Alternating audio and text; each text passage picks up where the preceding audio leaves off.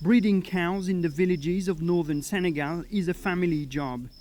And at dawn, it is the women who milk the cattle. Milk has always been part of the people's diet here, but it never was a real source of income. How could it bring money home with no fridge to keep it in? But Choyel So doesn't have to worry about that anymore. It's now taken care of for her.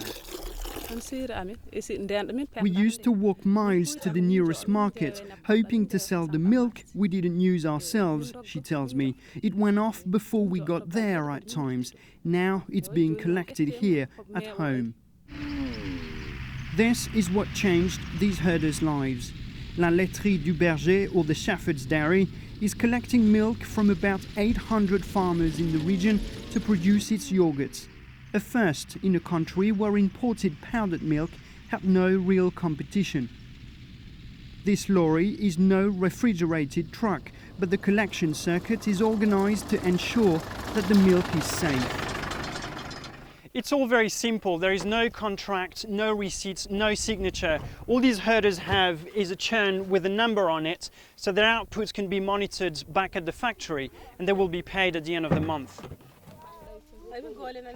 At 43 cents a litre, herders supplying milk to the Shepherd's Dairy can make up to $300 a month, more than 3 times the minimum wage.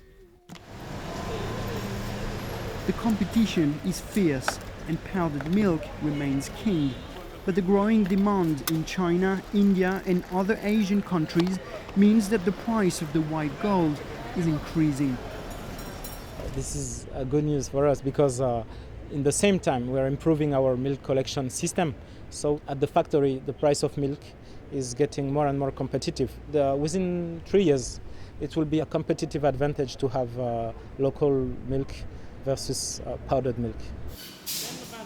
The Shepherd's Dairy has grown tenfold since it opened 8 years ago, and it's earned the attention of international groups eager to invest in social businesses. The French food giant Danone and the bank Crédit Agricole have both invested in the project.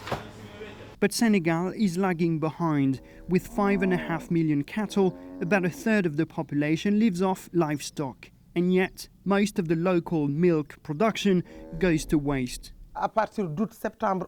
During the rainy season, from August to October, milk production is even too high for us to cope.